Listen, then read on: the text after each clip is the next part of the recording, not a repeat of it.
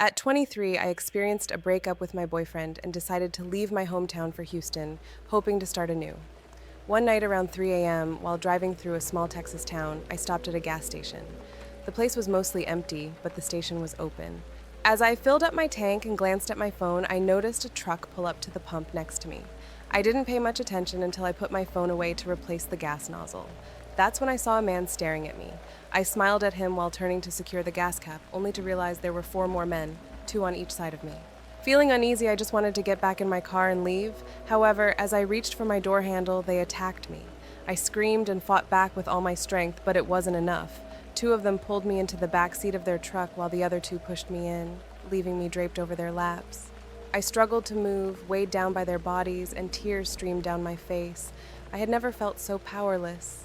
In a moment of desperation, I scratched one man, hoping that if they killed me, his DNA would be under my nails. They drove to a motel and carried me into a room.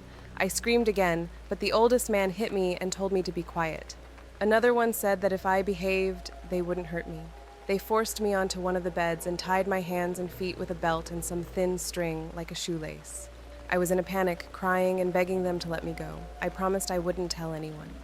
The men began speaking to each other in a language I didn't recognize. As I looked around the room, I noticed bags and numerous beer cans, indicating they had been living there for some time. I don't want to go into detail about what happened next, but at one point, one of the men mentioned needing more beer.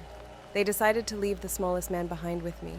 Once the others left, it was just the 2 of us. I thought I might be able to overpower him if I could get free. I asked him if I could use the bathroom. When he untied me, I bolted for the door. I swung it open and he grabbed my arm. I yelled for him to let go, and to my surprise, he did, his eyes wide with shock. I ran down the street, completely naked, and jumped in front of the first car I saw. It was an elderly man, confused and startled. He rolled down his window and asked, "What are you doing?" As if I were ruining his morning. I shouted that I needed help and had been kidnapped. He drove me to the police station where I was given scrubs and allowed to file a report. The police insisted I go to the hospital for an examination to collect any evidence left by my captors. All I wanted was to shower and talk to my mom. They found the men the same day. To my shock, they were all brothers. The authorities didn't disclose their intentions or reasons for their actions, only that they claimed to have been blackout drunk at the time.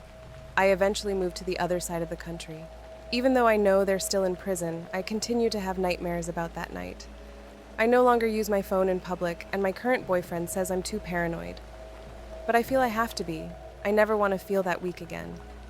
The nightmares persisted for months, each one a twisted replay of that horrific night. I would wake up gasping, drenched in sweat, my heart pounding as if it were trying to escape my chest. No matter how far I tried to run from that night, it clung to me like a shadow, haunting my every step.